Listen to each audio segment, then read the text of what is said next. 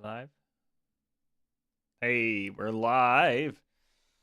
Just a quick stream today because I felt like it. It's been a good week, but I was real busy for a while.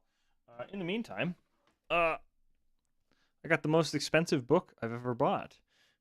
uh, Kickstarted this. You may have seen my video on it. Still very happy with my purchase, despite my qualms and some of the drama surrounding this book. But a full review of it coming after I get to use some of the monsters and stuff in my campaigns. Because just looking through it, I dig it, but initial reaction, eh. But alrighty.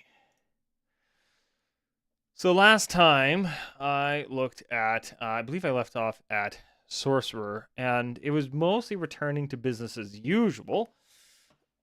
And now we've got Warlock. Or no, did I look at Warlock? Oh, shoot.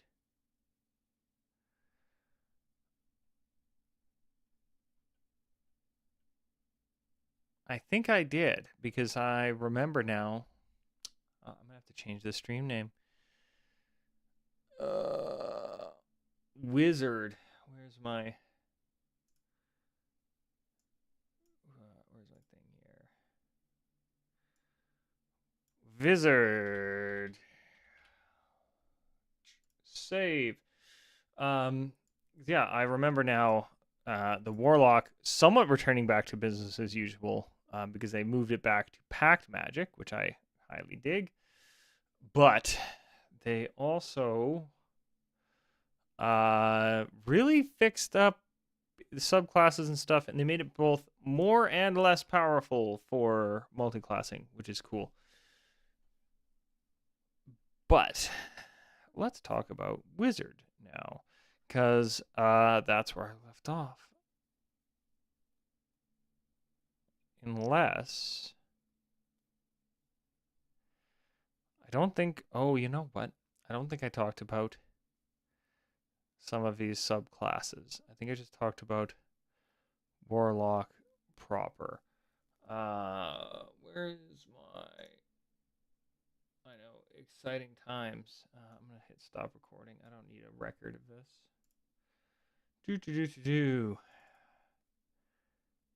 Video.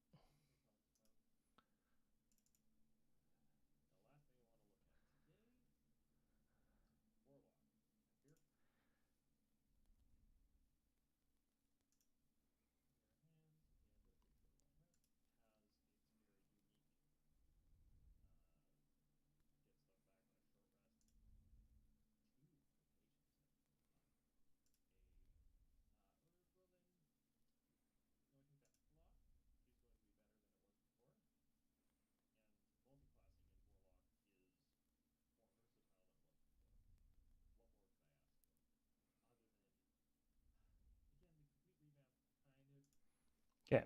I am not crazy. So last time I looked at Warlock, I think I just looked at Warlock proper. And was very happy with what I was seeing, right? They adjusted some of the invocations. They made some stuff invocations that before was where's my chat just in case somebody will join in. It, yeah, they made some changes that I dug, and there were some interesting things going on, especially to do a non hexblade melee is very viable now, where a while ago that was doable with Pact of the Blade, but it would always be like, well, why not just do X, Y, or Z? There was always a better option. And yeah, they've cleared a lot of that up. A Pact of the Blade single level is, oh man, bards are gonna love it. That kind of stuff, as well as long as the subclasses are good, being a pure warlock can be a lot of fun. But yeah, I believe last time I kind of left off at talking about the invocations and whatnot. So let's talk about the patrons. So they've kind of changed things up a bit here. So at level 1, you used to pick your subclass. Now, I I do and I don't like picking the subclass at level 3 because it does line it up with everybody else, blah blah blah blah blah. The problem is thematically it doesn't make sense anymore. Um like being able to pick your subclass at level 3. Uh what they should do is at level 1, in my opinion, you pick a patron type or you decide on who your patron is, and then they have like patron boons that aren't necessarily attached to a thematic thing and have yeah, I don't know, I just don't know how to click it all together of your patron happens at level 3. um yeah, like it makes it's the problem, it makes sense mechanically, just not thematically. Not happy about that. Oh, so many notifications. All right. Archfey patron. So they're starting with Archfey right out the gate. I can't remember. Oh, this was Player's Handbook. Okay. So obviously they have changed the level everything happens at. Um, Formerly called Expanded Spell List, now lets you have its spell always prepared. And includes. Yes. Okay. I like this change. I like this change a lot if this is going to hold true across all of them.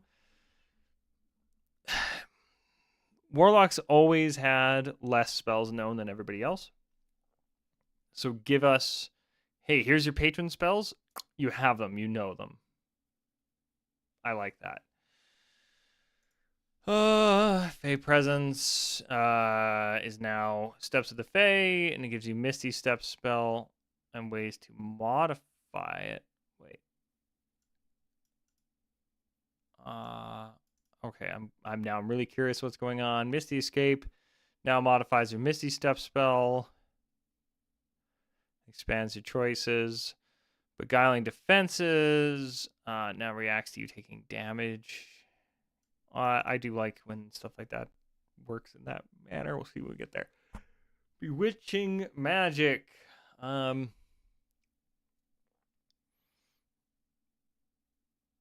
Cool.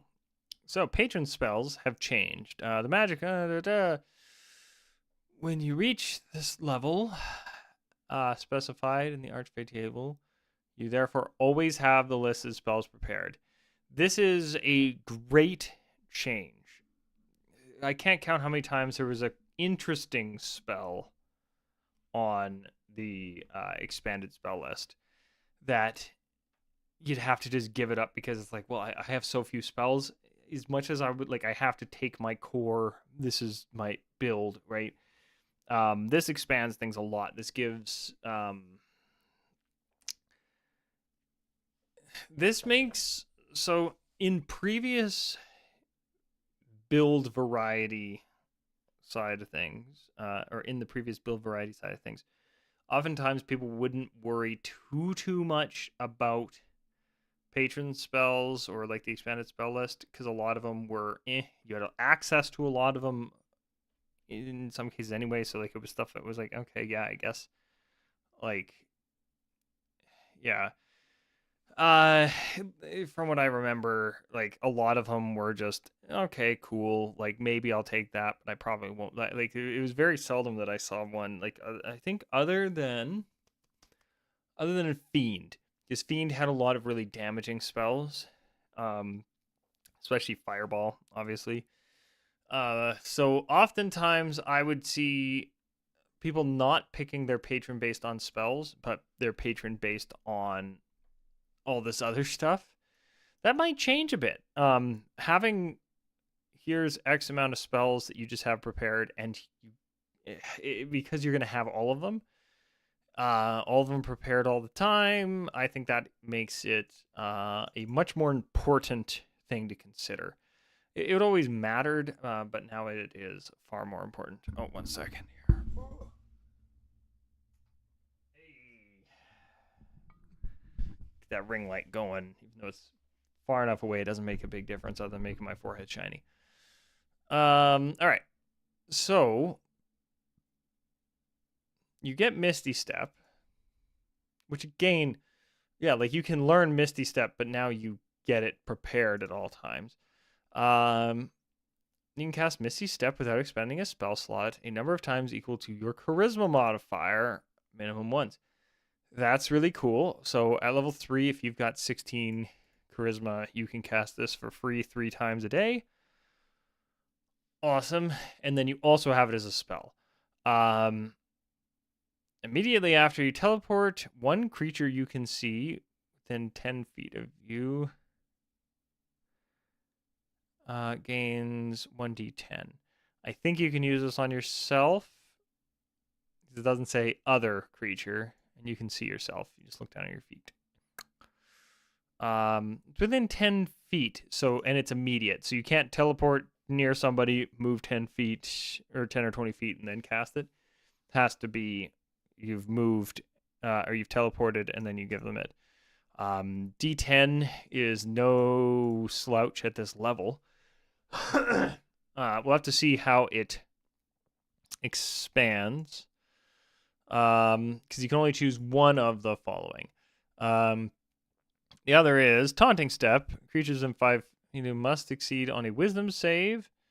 They have disadvantage on attacks against creatures other than you until the start of your next turn. So this is really cool. Yes, this is what I'm after. Give us Warlock abilities that I'm the squishy caster and I'm teleporting out. I'm the big, strong, Hexblade-y kind of guy without taking Hexblade because you've taken Archfey. But like I'm the melee warlock. I have other cool abilities that match better with that. Let us. I didn't. Hey, Taliesin, you can still look at us here. I just want to. There we go. Make this all bigger so everybody can see what I'm getting at here. So yeah. So if I'm the squishy caster, I can teleport out and give allies temporary hit points. So if I get surrounded, I'm back up. Or teleport closer to give like my tank temporary hit points. Or even myself, because again, this one is a bit more a melee focused one, but either of these could be because I believe you can cast them on yourself. That's cool. Misty Escape. You can vanish in a puff of mist in response to harm. You can cast Misty Step as a reaction. In addition, the following effects are now among. Okay. Synergy. Synergy across class features. You gotta love it. So, when you take damage, you can do it. You can cast Misty Step as your reaction, which you get X amount for free per day, as well as if you've ran out of those, you can use a spell slot. You use it as a reaction, and you get to teleport and then use any of those plus these other ones. So Disappearing Step, the invisible condition until the start of your next turn, or until immediately after you make an attack roll or cast a spell. Oh, because it's the invisibility condition until after. Oh, because yeah, if somebody does commanding strike, you lose invisibility. That's important. All right. Dreadful Step. Did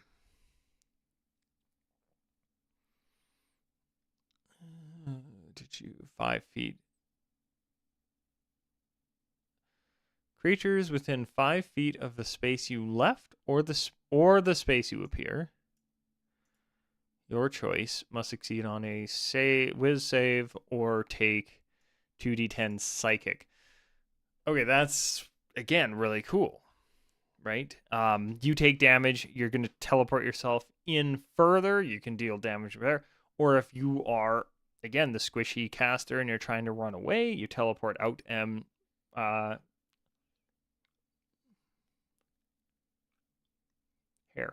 I think it's for my beard.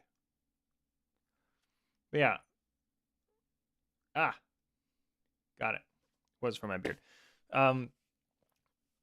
You're the squishy caster. You can teleport out, and if you don't have an ally to buff, or if you don't feel you need those temporary hit points, you can deal damage instead to where you left. Creatures within 5 feet of your space as well. So it's creatures. So if you get surrounded, or I'm going to run in so that I have a whole bunch of these surrounding me and teleport out so that they all take this damage. And then I'm going to back up another 30 feet. So I've just done a whole bunch of damage AoE style. This is a better ability than almost any of the AoE centered around me spells in the game. This is actually awesome. It's Thunderstep-ish, but you can decide to do it because Thunderstep, if you have allies nearby you, yeah. Now it is creatures, so if you have an ally near you, it will hit them. So you have to be careful of that. But yeah, and that's great.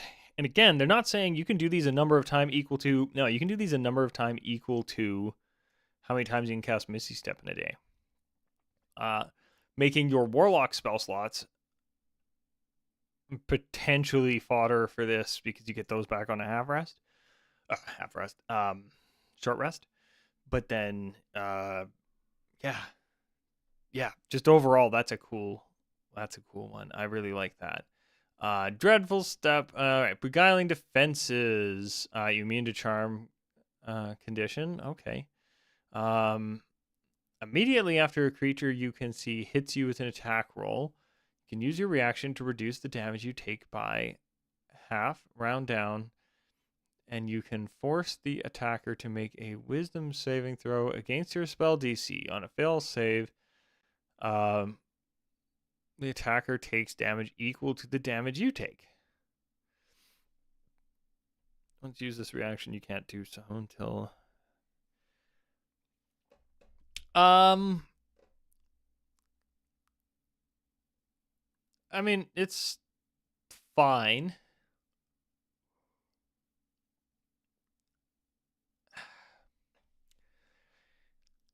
I like this, except that you can only do it once per day, so it kind of sucks for a level 10 thing, because it's... Well, I get a uncanny dodge, or whatever the dodge is, that a bunch of other guys have that they can use, like, almost that, like, quite a few times per day. This maybe should have been a short rest. Especially because it's save or suck, right? Like, you take half damage on it, no matter what. That's cool. But then you only do damage if they fail the save. So, yeah, I don't know. A save or suck. It's nice to have a damage reduction thing, especially you save this for when big, scary, giant creature lands a crit. I could see that being useful, right? Not too bad. Okay. But yeah, level 10, this seems maybe on a short rest is what I would have done with that. Especially as a warlock, being able to do that on a short rest is I think short rest recovery stuff is really important.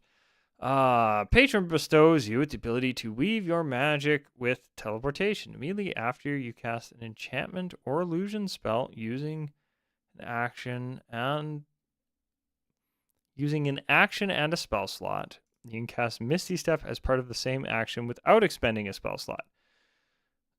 Okay. You have to keep track of which are your enchantment or illusion stuff. That lets you cast Misty Step when you use an action or a spell slot. Now, does this stack? You can cast Misty Step in addition. Whenever you cast that spell, you can choose one of... Okay, it does stack. Here's where it gets interesting. So this is super powerful. This is awesome. You get free Misty Steps that let you do other stuff because you cast a spell. So this is a really weird, interesting thing because you don't cast enchantment or illusion magic too often in combat. Like there's some cool spells. Well, there's a few, like, is it Hypnotic Pattern? I think might be considered illusion. Oh no, Phantasmal Force, I believe, is. Dominate Person might be enchantment, unless it's evocation. Let's check this.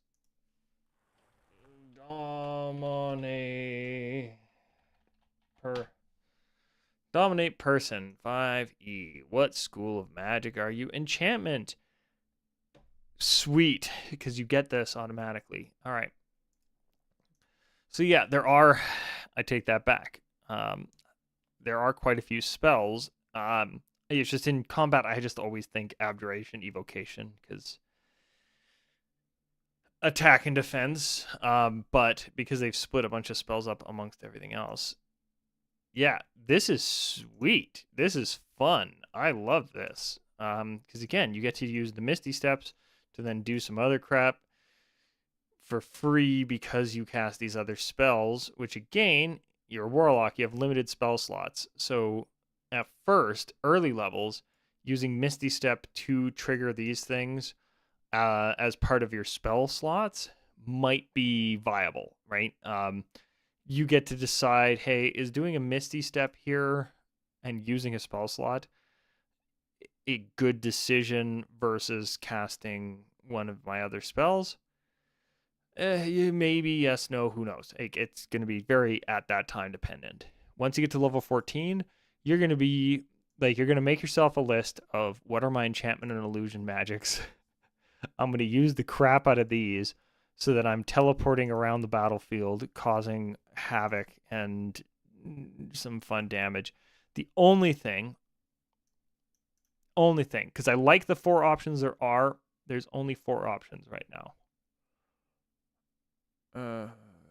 So that's a little bit limiting. At level 14, only having 4 options. I guess that might be option overload if you're like, okay, I'm going to choose what spell I cast, see the results of that. That causes my Misty Step, so I got to choose my location I'm going to, and then I have 4 things to choose from that can happen.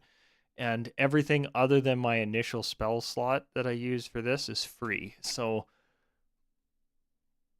and it's part of the same action, so you still have your bonus action left.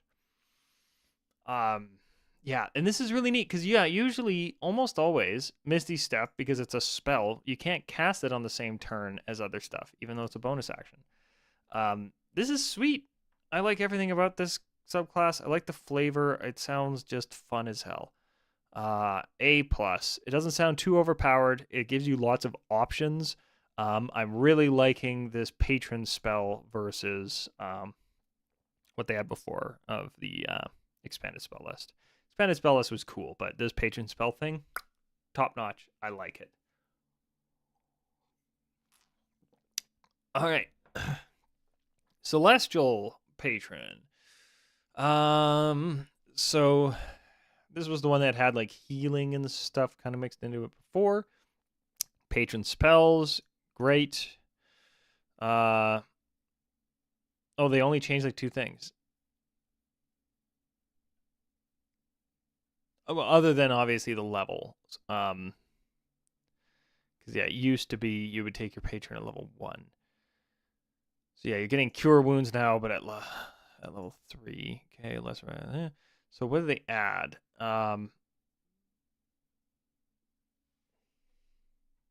Didn't add a lot. All right, which is fine.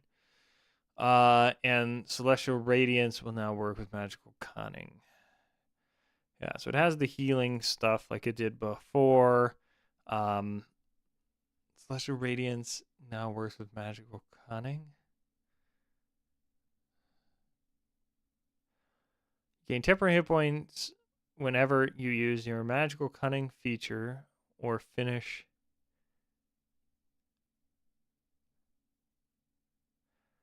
Or finish a long or short rest. These temporary hit points equal your Warlock level plus your Charisma modifier. Additionally, you choose up to 5 creatures you can see at the end of the rest. Those creatures gain temporary hit points equal to half your Warlock level plus your Charisma modifier.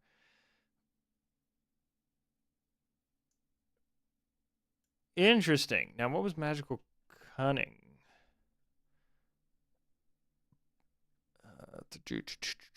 Way up here.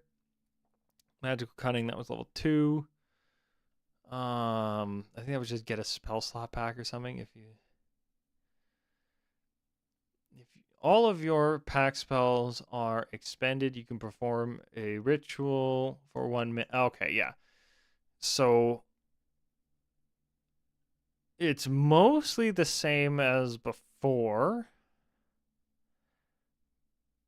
but you get it on a not just a short or long rest. You get it on that 1 minute thing you do. Okay, but again, having all of these spells just automatically, because like Revivify is cool to have as a warlock. Taking that as a pack magic spell though, man, because that would hurt. But being able to say, no, I've got Revivify, I've got Wall of Fire, I got Flame Strike, yeah, like this is great having all of these automatically.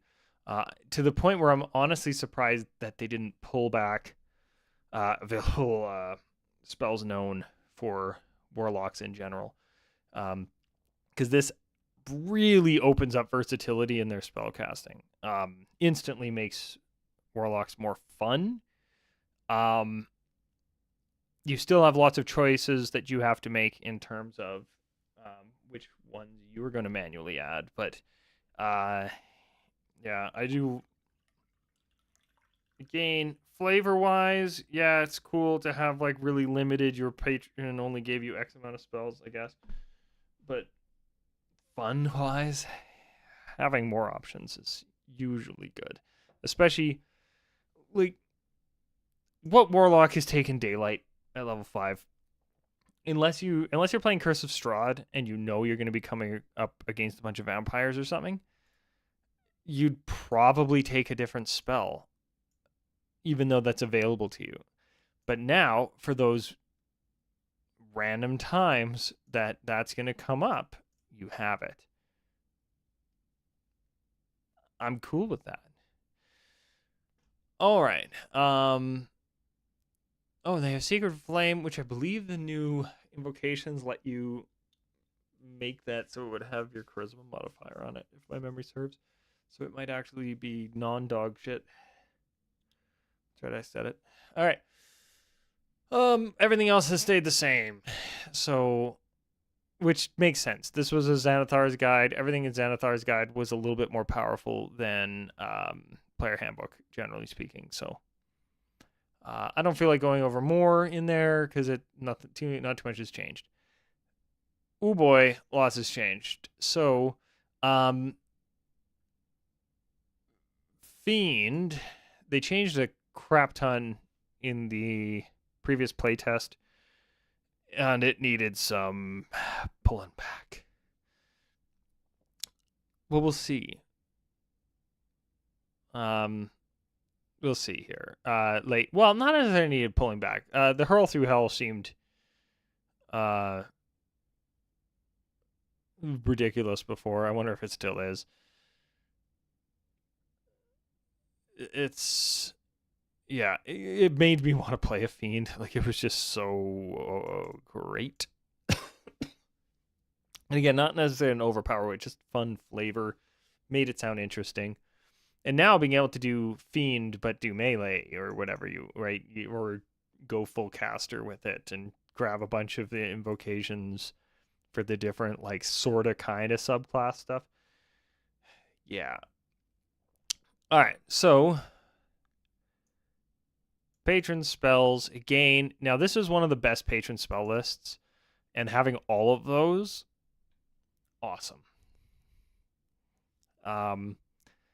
Every one of these has a great use case. Like, every one of these spells is awesome.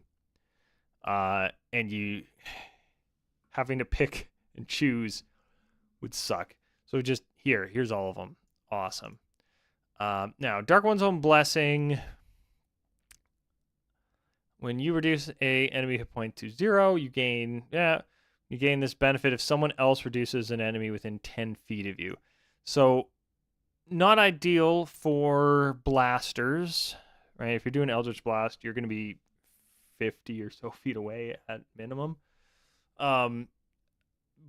But you can still get it if you are you're the one who lands a killing blow, which if you're Eldritch Blasting, you might. If you're in melee, well, then if one of your allies kills something, then you get it too. Which this matters a lot more if you are in that area. All right, Dark One's Own Luck. Did this change at all? Now works when someone else, or no, can be used only once per roll. Oh, I didn't know you could use it more than once per roll.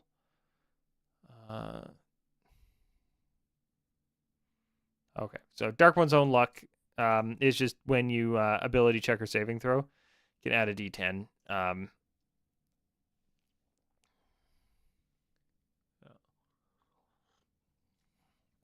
It's kind of like having Bardic Inspiration for only yourself, but at your own whims. It's cool. It is actually like super powerful, to the point where it is ability checks and saving throws. They could not have these on attack rolls. This thing would be way too much. But yeah, and yeah, I guess it makes sense to have it. You can only use it once. I had never seen somebody use it more than once, but I guess you probably could have before. Hurl Through Hell was buffed to hell, and it did some really interesting stuff before. Let's see what it's doing now. Hit a creature with an attack roll. That's an attack roll, so that can be an Eldritch Blast. You can try to instantly transport the target through the lower planes. So they do a charisma saving throw against your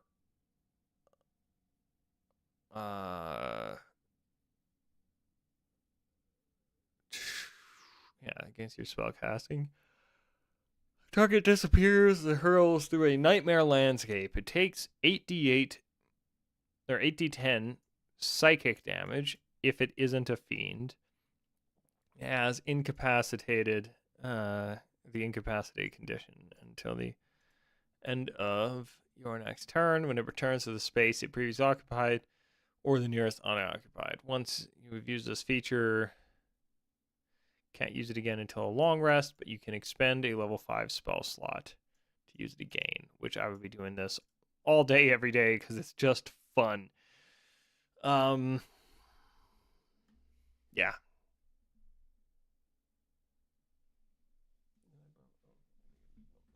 Like, why did I hear something? And last but not least, Great Old Ones. So Great Old One needs some revamping. It was always a really interesting thematic thing, but I don't think a lot of people used it, unless they really wanted a Lovecraftian thing.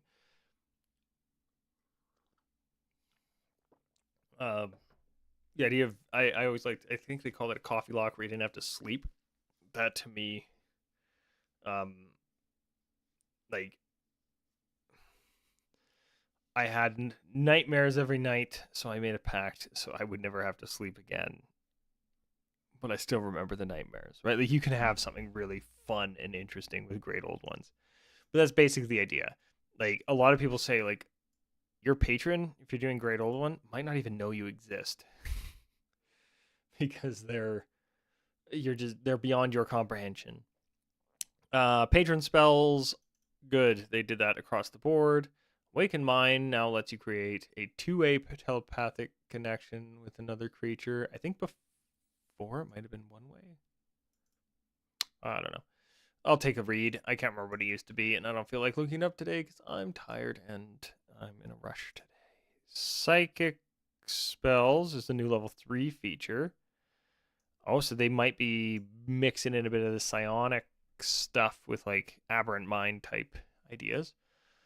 Clairvoyant Combatant, formerly Anthropic Ward, uses your telepathic bond to impose disadvantage on attack rolls against you and grant advantage against the creature for the duration of the telepathic.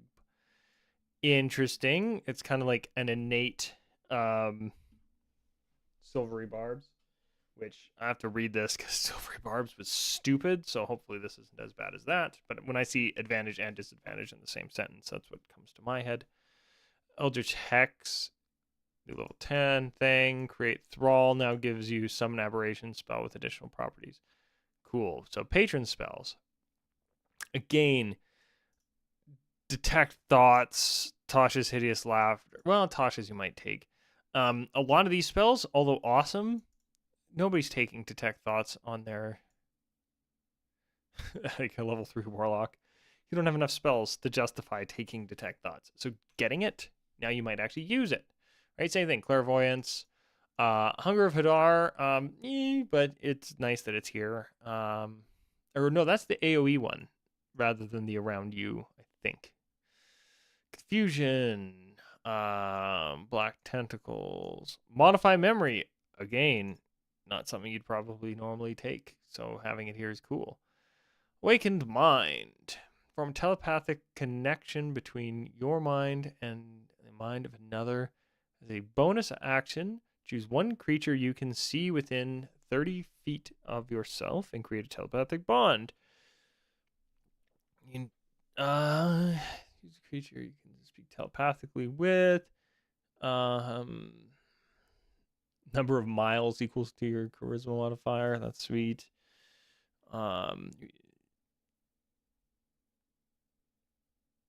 To understand each other, you must speak mentally in a language the other knows. So there are telepathic bond stuff that lets you speak telepathically as long as they understand a language. This one you have to, like, you are actually speaking to them. You're not, you can't use this as a translator. Lasts for number of minutes equal to your warlock level. Ends early if you have the incapacitated condition.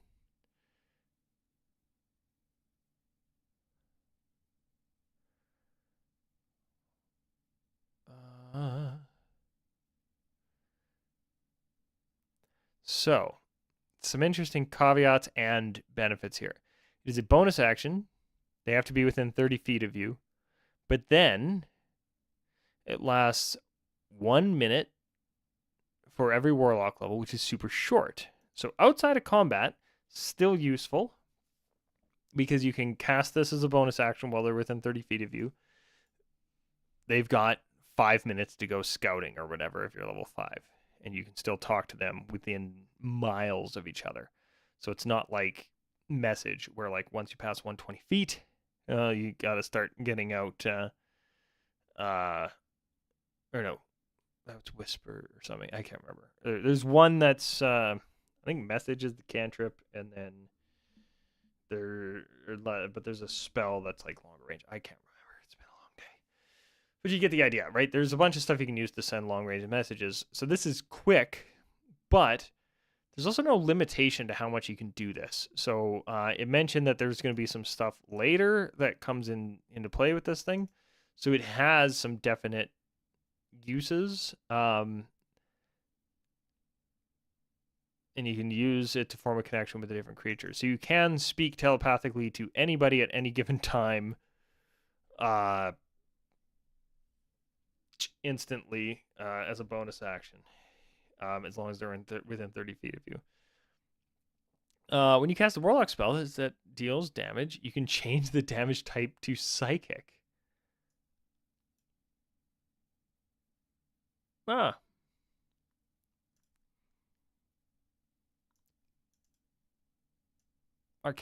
Cantrips are considered a spell as well. So I believe you could do this to, and this is just, you get it, right? This is another level 3 early game thing.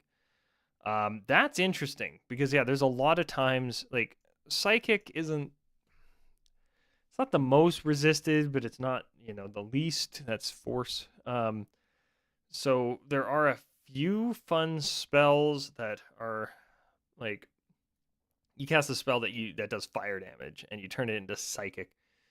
I love that idea though, where basically you're almost like you're convincing them that the damage happened, even if it didn't.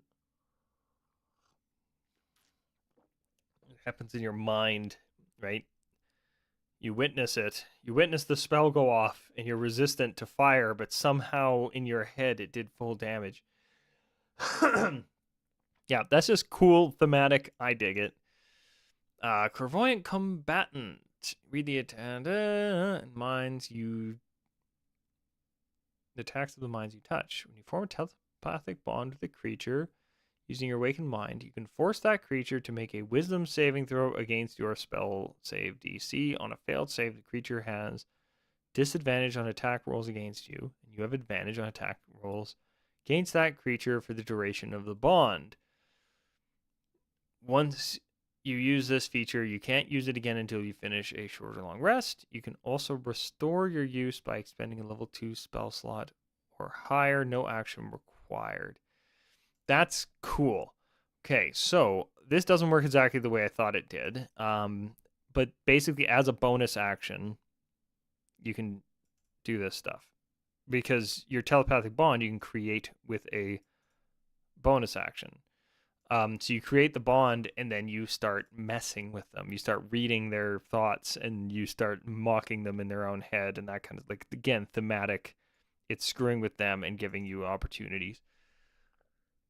And then because you can use your spell slots to fuel it, because at level 6, a level 2 spell slot or higher, that's all of your Warlock spells that you get back on a short rest. So you get it once for free, or included, as I like to say. It's always my thing with Netflix. I mean, it's not free on Netflix. You paid for Netflix, but watch it because you paid for it. It's included with what you paid for. Anyway, so one of these you just get to do per short rest, or per rest in general, and then you can fuel it with your Warlock spell slots or any level 2 spell slot if you're multi-classed. But the Warlock ones you get back on the short rest. So that's cool. I really like this. And the fact that you can do it as a bonus action, has to be within 30 feet is a slight limitation. So Eldritch Blast means, which isn't the end of the world, but it means you have to be within 30 feet to do this. So do it, back up, Eldritch Blast the crap out of them with advantage on each of your rolls. That could be really fun. So yeah, I dig that. Thought Shield, resistance to psychic damage. Whenever a creature deals psychic damage to you, that creature takes the same amount of damage to you. That's just fun. I don't know how often this is going to come up, so it's a good thing they added this, because there's not a lot of psychic damage. Like, there are some, but that's going to be heavily campaign dependent. Like, if you're fighting a lot of creatures that are psychic, this thing's sweet, right? So in the right campaign, this is like the most important. But for the average bear, which is why you get this at level 10 too. You always have the Hex spell prepared. When you cast Hex and choose an ability, the target has disadvantage on saving throws of the chosen ability. Ooh. This is... that might be broken. So, Hex, for those who aren't familiar with it, you cast it and it happens. There's no saving throws, there's no nothing. It just happens. And then you give a creature disadvantage on ability checks of a modifier you choose or an ability you choose. So you can say strength. So they have disadvantage on strength checks, which can be really useful if they're trying to like push a door open to escape or things like that. But generally speaking, hex is we tend to use hex a lot. We tend to use hex a lot to just do extra damage. That's kind of about it. This instantly, bang. No saving throws, no nothing. You now have disadvantage on strength saving throws as well. Or, more commonly, honestly, dex saving throws. Extra powerful too, because when hex, as long as you maintain your concentration on the hex, when the creature dies, you can move it to another creature. And I believe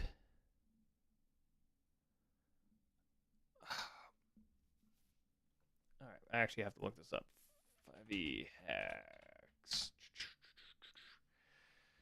Do you choose the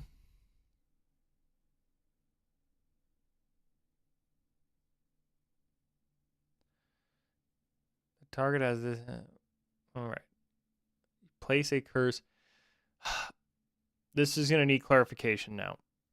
I'm not 100% sure. When you move it to a new creature, do you re-pick? I think rules as written. Cast hex and choose an ability. The target also has disadvantage on saving throws of the chosen ability for the duration of the spell.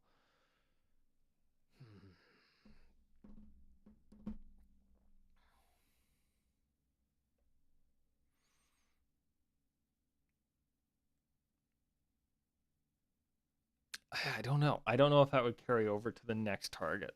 Because I believe the first half does, no matter what, right? The disadvantage on ability checks. But I don't know if it's the case for saving throws then. I'd have to do some thinking on the reading here because it specifically says when you cast hex and choose an ability.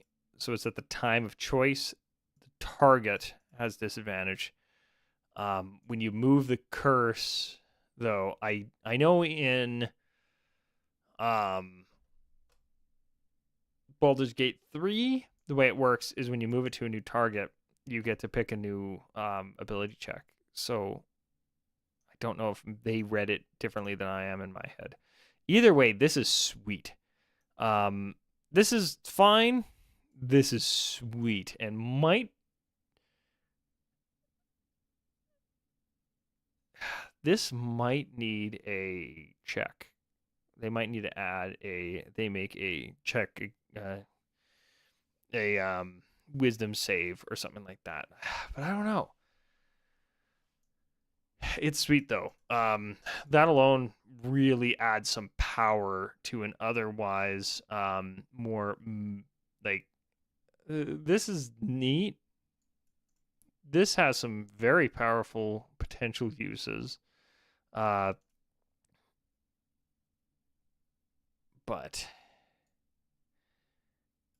yeah, that's sweet. All right, create thrall. Manifest a part. So you always have summon aberration prepared. Use the spell from Tasha's Cauldron of Everything.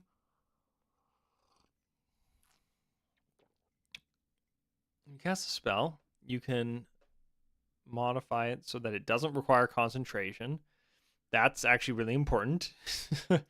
If you do so, the spell's duration becomes 1 minute for that casting, and when summoned, the aberration has a number of temporary hit points. In addition, the first time on your turn, the aberration hits a creature under the effects of Hex, it deals extra psychic damage equal to the bonus damage of that spell.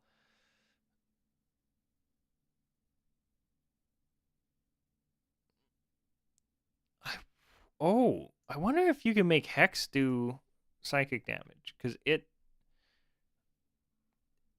does damage when you do other things. So I think you can turn Hex into psychic damage now that this mentions that. This is really cool. A lot of these summon spells, especially like Summon Greater Demon, Summon Aberration, if you lose concentration, I believe the thing just goes loose, which can be a big problem. Like that's a major issue if the thing gets ticked off at you. Especially given that you, depending on how the DM rules it, right? Like if you summon something that doesn't want to be summoned, it's unhappy. Okay, interesting. So here's my takeaway from this. Great Old Ones sounds way more fun than it was before because you get all of the cool mind fuckery that is the Great Old One stuff, but without the cost, right? On every one of these, the new patron spell versus expanded spell list makes these spells actually worthwhile, right? Not a lot of these are the most damaging spells in the game, but you can pick those, and then you get all the cool, weird, mess with people's head stuff. I think they need something else on top of this awakened mind.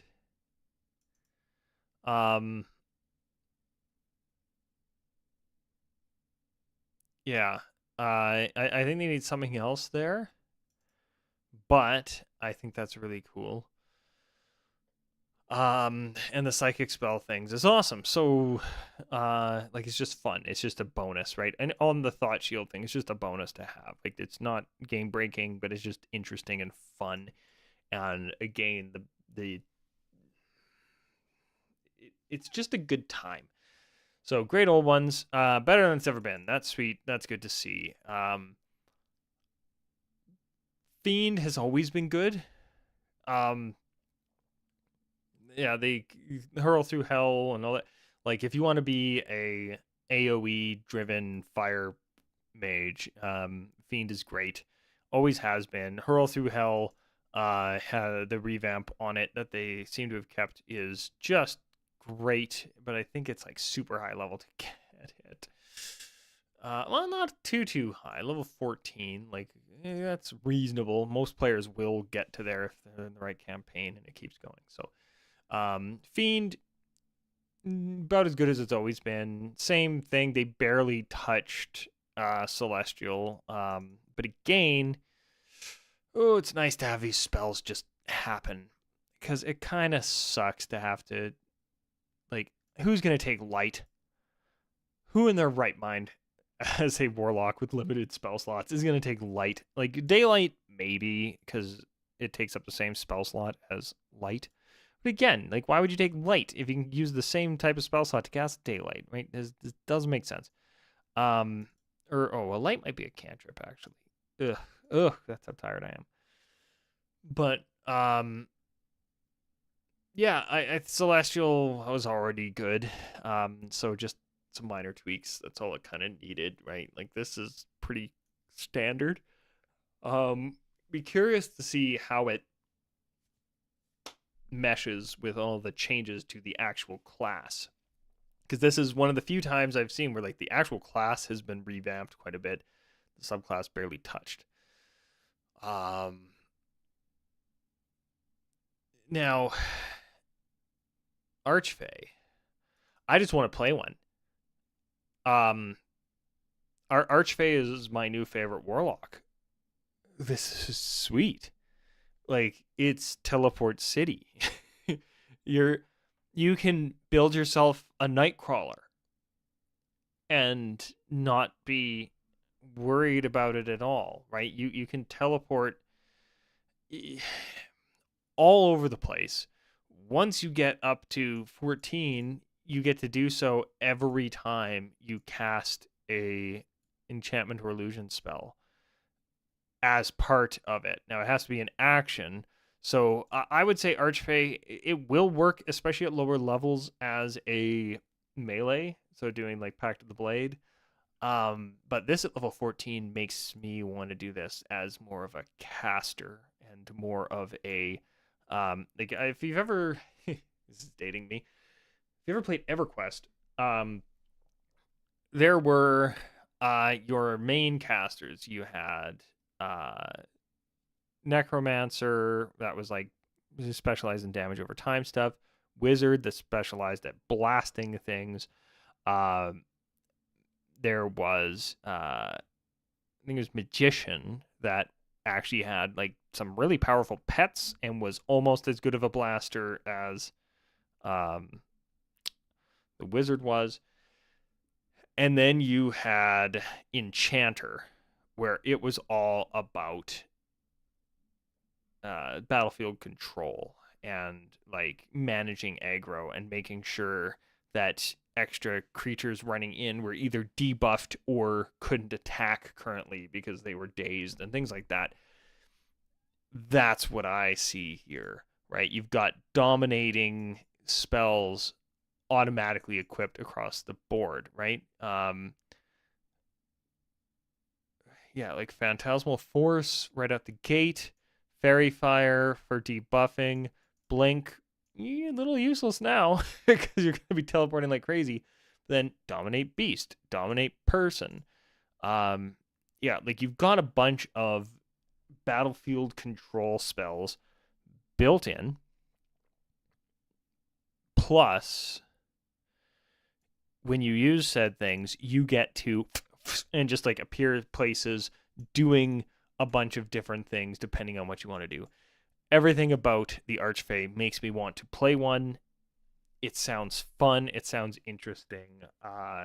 If I get a chance, like if any of the DMs that I play with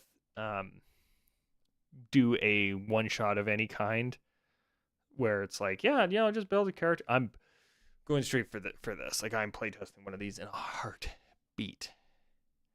Because yeah, being able to just teleport all over the place, all crazy like and stupid, it just sounds fun.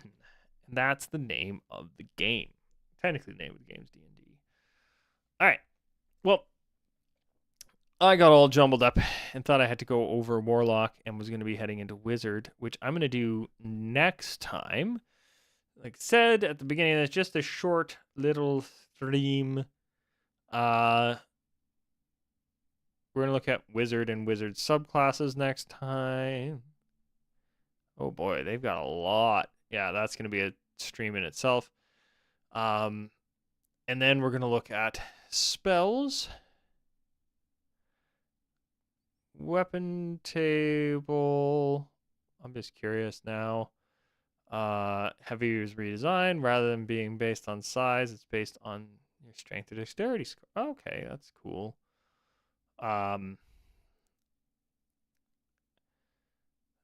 Versatile property or no prop. Okay, so they just revamped a bit of stuff here. I don't think we'll go over a whole lot.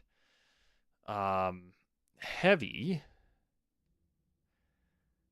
Other weapons. You have disadvantage on your attack roll with a heavy weapon if it's a melee weapon and your strength score isn't at least 13. If it's a ranged weapon, your dex score isn't at least 13. Okay. That's fine. Venturing gear, creature types, other stuff. Help action. I don't know if any of this other stuff has changed. I think they're just putting it in. All right. Everything I'm seeing is fun. But I have to get to work. So I will be back another day, possibly tomorrow even. I've got some time tomorrow, though Tuesdays are no longer as empty as they used to be. But we'll be back. We'll look at Wizard, and we'll have a good time with it.